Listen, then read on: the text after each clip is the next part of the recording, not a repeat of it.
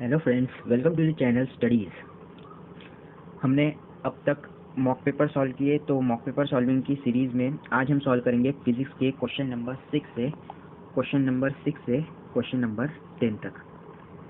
इससे पहले हमने क्वेश्चन नंबर 1 से क्वेश्चन नंबर 5 कंप्लीट किया है फिजिक्स का। मॉक पेपर 1 की बात कर रहे हैं हम। साथ ही मैथ्स का पेपर हमने कंप्लीट कर लिया है। इन सब की लिंक्स डिस्क्रिप्शन में दी है, तो अगर आपको देखना हो तो आप वहाँ पे जाके देख सकते हैं। तो हम स्टार्ट करते हैं आज का वीडियो।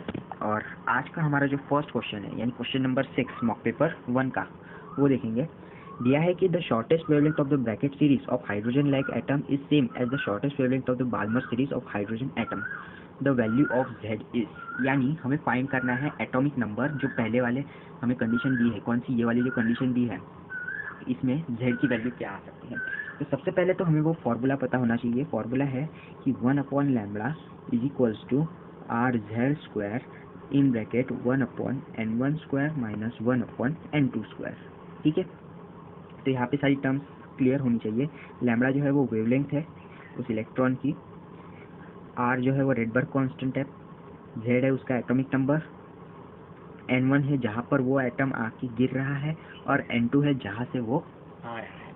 तो क्वेश्चन में हमें दिया है कि the shortest wavelength of bracket series of height. सबसे पहले तो दो पार्ट में इस क्वेश्चन को हमें तोड़ना पड़ेगा।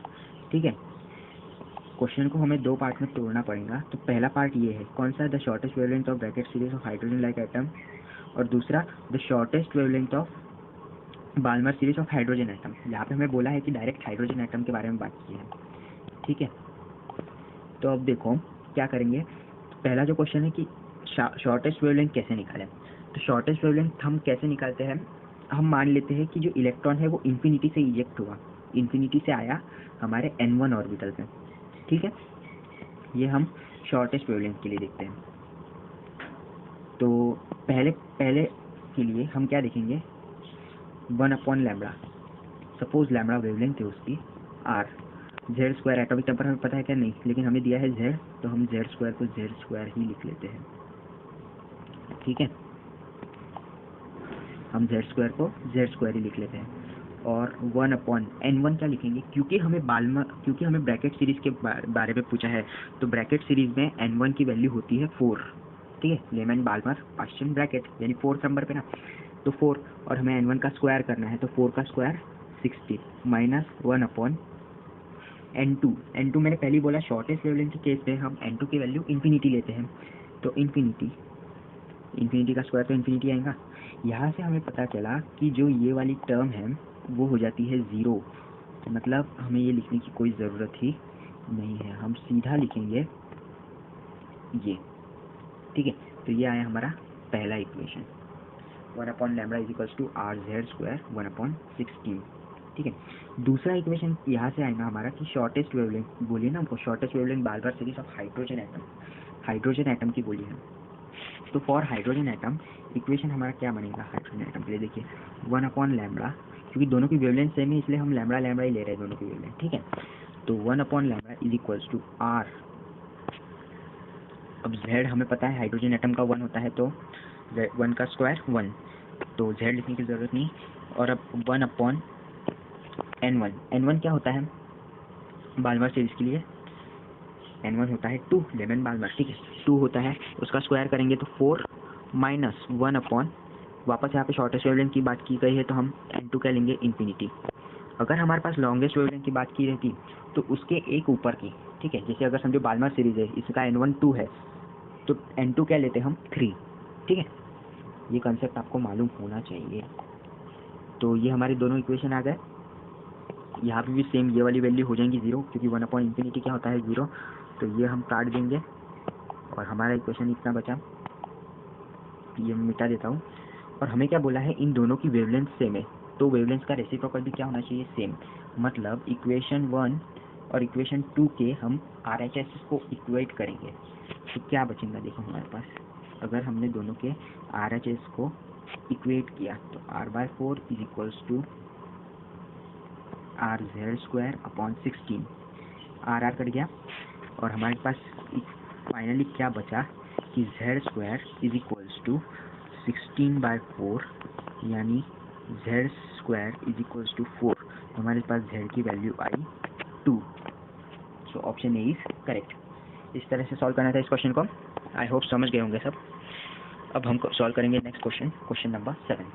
तो क्वेश्चन नंबर 7 क्या बोल रहा है हमें कि a partition wall has two layers of different materials A and B in contact with each other. They have the same thickness, but the thermal conductivity of A is twice that of B.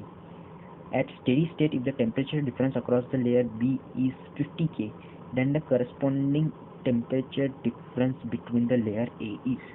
ठीक है, तो हम पहले बना लेते हैं कि क्या बोल रहा है। हमें बोल रहा है, एक सेकेंड, हमें बोल रहा है कि एक पार्टीशन वॉल है जिसको 2 लेयर्स है। पहली लेयर है लेयर ए, ठीक है, और दूसरी है लेयर बी, जो एक दूसरे के कांटेक्ट में है।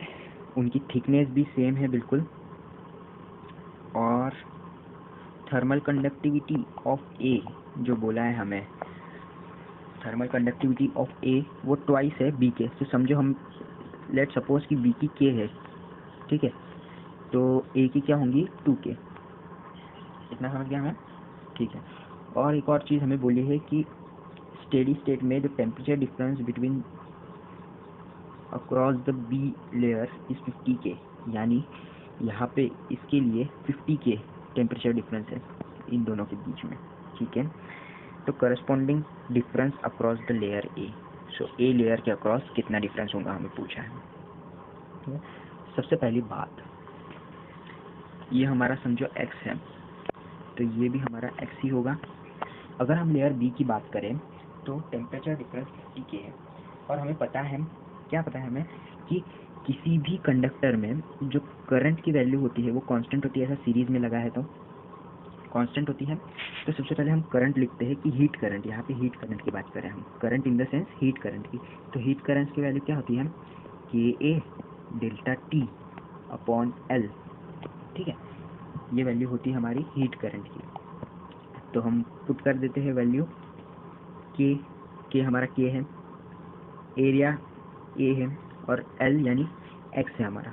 तो यहाँ पे हम पुट करेंगे, और डेल्टा टी 50 है, तो यहाँ पे सीधा सीधा हम 50 के ए अपॉन एक्स, ठीक है। ये आ गया IHB के लिए, ठीक है, ये हो गया IHB के लिए। और हमें पता है, अब हम बात करेंगे ए के लिए। सो आई ऑफ ए क्या होगा, के की जगह क्या आ जाएगा 2K, ए जैसा कि वैसा ही रहेगा, क्योंकि दोनों जो ए और बी की हमें थिकनेस सेम दी गई है। बाद में डेल्टा टी हमें फाइंड करना है, यही हमें फाइंड करना है, अपॉन जो एक्स जो लेंथ है, थिकनेस तो सेम है, तो ये हमें मिल गया IA और IB। मैंने पहले ही आपको बोला था, यहाँ पे कंसेप्ट जो इम्पोर्टेंट कंसेप्ट है वो ये है कि करंट जो है वो इक्वल रहेगा, इसीलिए हम क्या करेंगे, IA is equals to IB लेके चलेंगे। अब ये मिटा देता हूँ, क्या लेके चलेंगे हम, IA is equals to IB।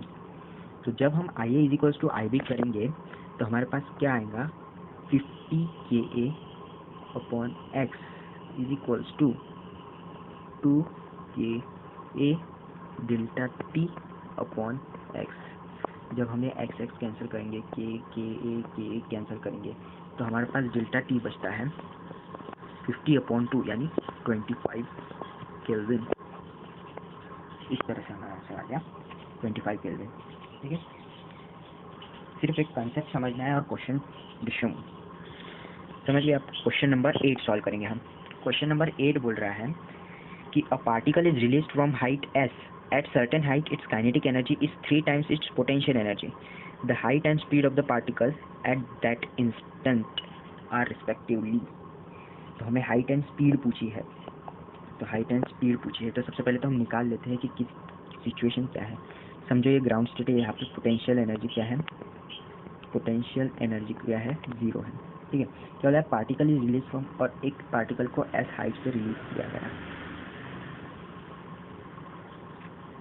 और एक सर्टेन हाइट पे it's kinetic energy is 3 times potential energy. इस हाइट पे समझो h हाइट है ये, ठीक है। तो यहाँ पोटेंशियल एनर्जी ये क्या है, 1/3 है kinetic energy. The height and speed of the particle at the instant, तो हमें हाइट और स्पीड पूछी है इस इंस्टेंट पे, यानी हमें एच फाइंड करना है और वी फाइंड करना है। तो सबसे पहले तो हम यहाँ पे देखेंगे कि एच हाइट से, कहाँ से, एस हाइट से वो एच हाइट पे आया, तो चेंज इन एनर्जी क्या हुआ। हम यहाँ पे एनर्जी कंजर्वेशन लगाएंगे, तो समझो बॉडी का जो मास है वो m है, तो क्या आ जाएगा, पहले तो mgh यानी इनिशियल पोटेंशियल एनर्जी, उस टाइम तो उसकी काइनेटिक एनर्जी 0 थी, mgh आएगा नहीं, mgs आएगा। एक सेकेंड फिर से लिखता हूँ, तो mgs फाइनली जब वो हाइट h पे पहुंचा तो उसके पास कुछ काइनेटिक एनर्जी आई 12 mv² प्लस कुछ पोटेंशियल एनर्जी mgh। ठीक है, ये हमारा इक्वेशन बना है किस चीज़ से, law of conservation of energy से।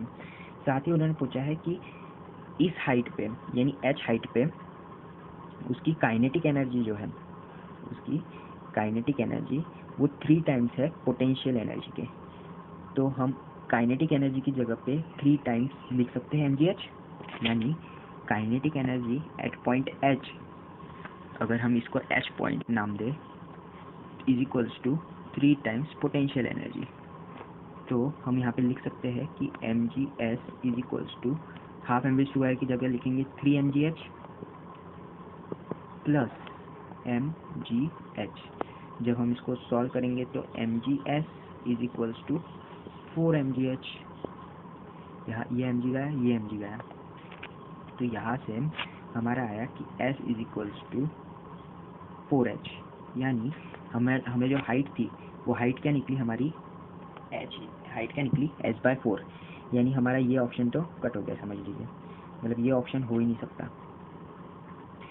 अब इन तीनों में से ही कोई ऑप्शन है, अभी मैं ये मिटा देता हूँ, ठीक है, ये मैं मिटा देता हूँ।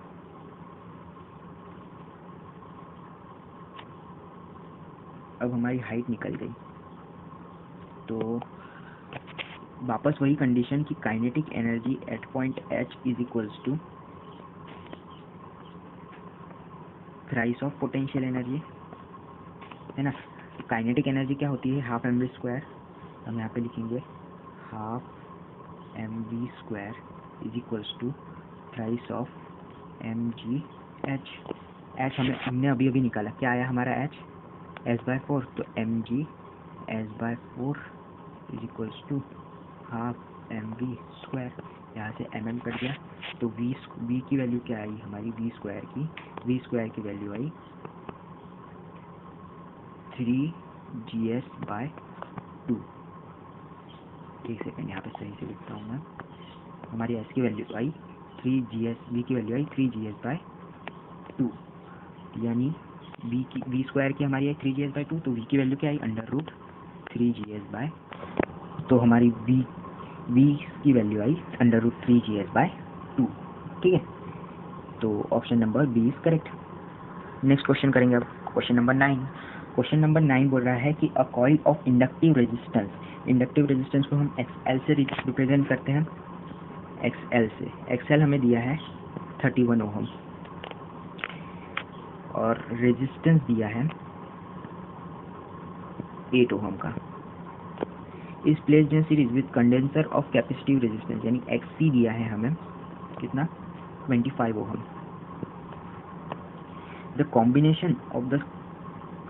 combination is connected to an source of 110 volt. The power factor, सबसे पहले हमें मालूम करना होगा पावर फैक्टर क्या है।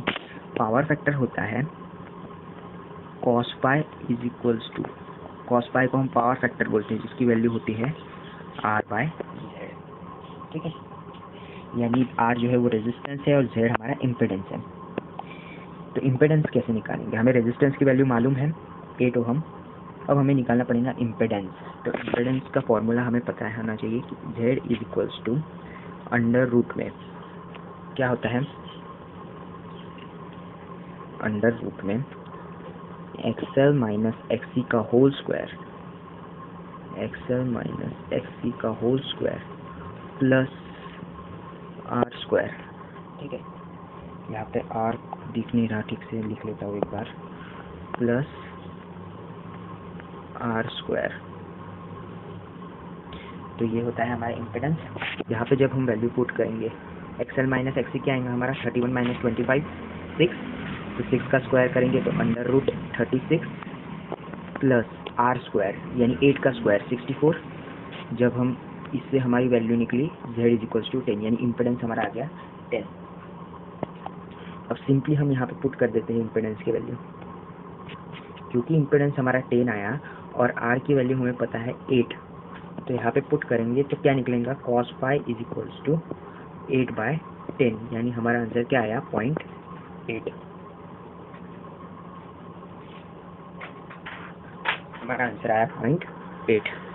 अब क्वेश्चन नंबर 10 सॉल्व करेंगे। क्वेश्चन नंबर 10 क्या बोल रहा है, small block of mass m is released from rest from point A inside a smooth spherical bowl of radius r which is fixed on the ground such that OA is horizontal. The ratio of magnitude of centripetal force।